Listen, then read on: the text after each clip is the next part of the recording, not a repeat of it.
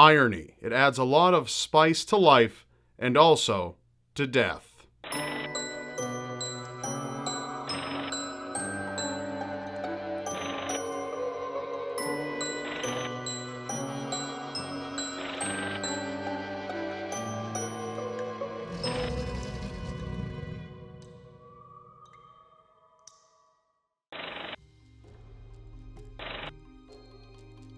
It's a nightmare no one would ever want to encounter, however, you might be oddly prepared for it.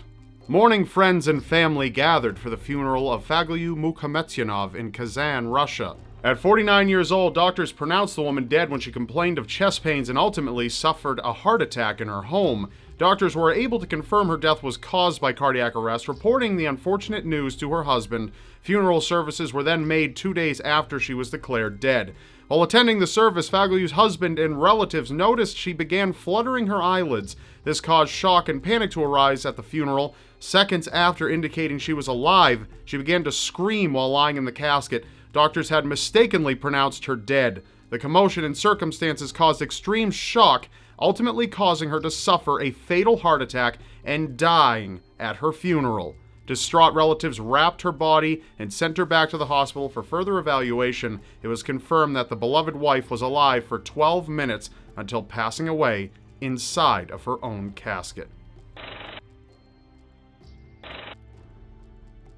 Help was all over the place. Unfortunately, that didn't matter. It was the end of July in 1985. Annual city parties were thrown each summer to commemorate the hard work of each lifeguard in New Orleans. This particular year, a list of over 100 lifeguards attended the New Orleans Recreation Department pool party after announcing 0 drownings had occurred that year. However, this was about to change. 31-year-old Jerome Moody was a guest who thought he would be in for an eventful evening. It would be a few hours into the party when a guest noticed a dark figure lying at the bottom of the pool. Once calling for help, a lifeguard on duty swam up to the surface with a lifeless body. Lifeguards and guests at the party hadn't realized that Jerome had unexpectedly fallen into the water fully clothed. Multiple attempts at trying to revive him were made, but unfortunately, help came too late. It was reported that 4 lifeguards were on duty at that time. It still comes as a mystery as to how a party full of certified lifeguards failed to see someone drowning to death. Proving a point isn't always worth the risk. Gary Hoy was working as a lawyer for the law firm of Holden Day Wilson in Toronto, Canada. Colleagues knew him as an easygoing guy who had an unusual habit of tackling the windows in his office at the Toronto Dominion Centre. On July 9, 1993, a group of students interning at the law firm were with Gary when he insisted that the windows were unbreakable, and he could prove it. Though all were skeptical, he assured them that no harm would be done as he had tested his theory out many times in the past. Just as he ran to demonstrate the strength of the window, Gary's body weight caused the window to break, and Gary fell 24 stories from the office building down to the city concrete. He was pronounced dead at the scene. Just about everything in life should be taken in moderation. 49-year-old Basil Brown from Croydon, England, took his health seriously. As a health enthusiast, his life was devoted to eating clean in hopes of living a prolonged life. This wouldn't be the case when he began to overindulge in his daily intake of carrot juice. An addiction formed, and without his knowledge, Basil was ingesting nearly a gallon of carrot juice a day. He eventually became incredibly sick after 10 days of binge drinking the juice. This didn't stop until he unexpectedly died in February of 1974. An autopsy revealed he had developed cirrhosis of the liver caused by an overdose of vitamin A. Vitamin tablets he was taking on a daily basis also became a lead factor in his death. Technology is often there for us when we need it. However, trusting it with our entire lives at all times is not the smartest idea. Jimmy Heselden was a British multi-millionaire entrepreneur who bought and owned Segway Incorporated, a company that manufactured the Segway personal transport system. When marketing Segways, Jimmy always stood by his word, stating that each Segway would become the greener and safer way to commute. A tragedy would occur on September 26, 2010, when he rode his Segway along a nature pathway in West Yorkshire. As he rode down the path, he lost control of the Segway and fell off the cliff, falling a staggering 42 feet down into the River Wharfe. Suffering multiple instances of blunt force trauma to his spine and chest, Jimmy was pronounced dead when paramedics arrived at the scene. It's believed that he had moved out of the way for a person walking their dog, however, it could never be confirmed. If things are truly meant to happen, then they will probably happen. While awaiting his court appearance in 1989, Michael Anderson Godwin was detained at a Central Correctional Institute in South Carolina. He was charged with sexual assault and murder in 1981, and he was later acquitted of his death sentence by the electric chair and was able to reduce the sentence to life imprisonment. On March 5, 1989, Michael was attempting to repair his headset that was attached to his television while using the prison's stainless steel toilet. Just as he was on the toilet, he bit into the headset, severely electrocuting himself and ultimately suffering a cardiac arrest, resulting in his death. Though he may not have died at the hands of an electric chair, he was still punished in the most unexpected way for his actions. Have you ever been curious to know what people would say when you died before you were dead? Well, this man had that very same experience.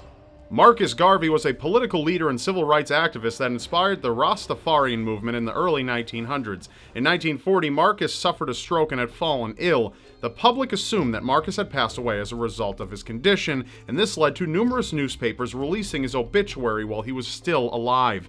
He was able to find a copy of one of his premature obituaries in the Chicago Defender newspaper.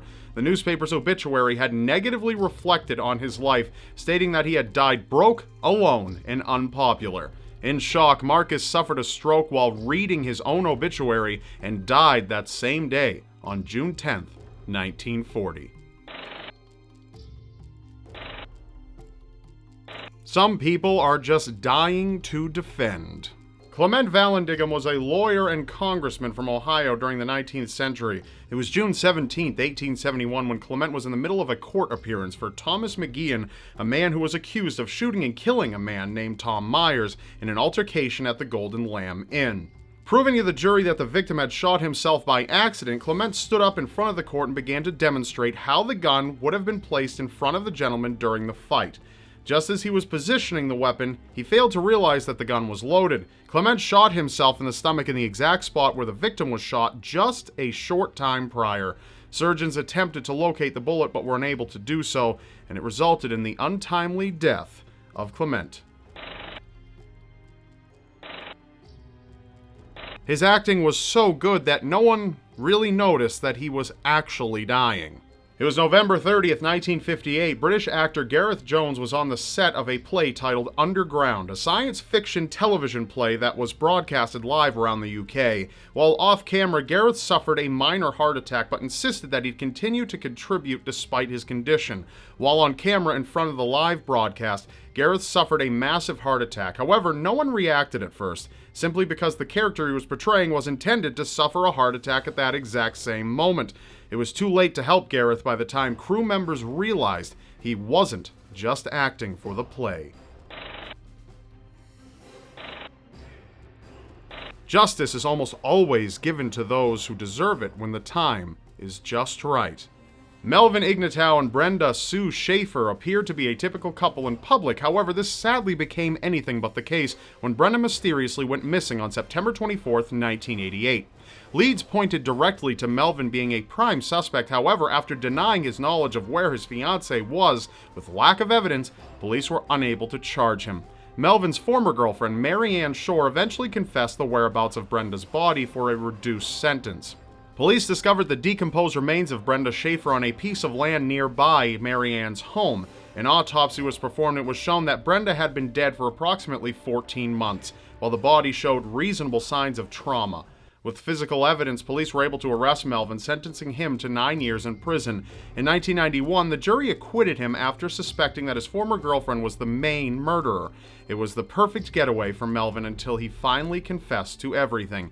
Brenda accused him of being abusive towards her, and signs had indicated that she wanted to end their 2-year relationship. She had asked Melvin to meet her at a jewelry store in order to return valuable jewelry that he had given her in the past. Unable to accept her decision in breaking up their relationship, Melvin drove them to Mary Ann's house. Once pulling into the driveway, Melvin pulled a gun on Brenda and forced her into the home. Locking her in, he forced Brenda to strip naked, where he blindfolded and tied her to the living room coffee table. He began violently torturing and sodomizing Brenda until killing her with chloroform, while Mary Ann took pictures and filmed Brenda's final moments. His confession in the case of double jeopardy led him to serve only 5 out of the 9 years, a very early escape from justified punishment, or so it seemed. On September 1st, 2008, the body of Melvin was found in his home in Louisville, Kentucky. Investigators confirmed he had accidentally tripped over the coffee table in his living room, where shards of glass lodged into his head and arm, causing him to bleed to death on the floor of his apartment. Melvin was 70 years old when he died, only 3 weeks before the 20th anniversary of Brenda's tragic death. That's all for now. Remember, you may not believe it, but anything is possible in a world so seriously strange.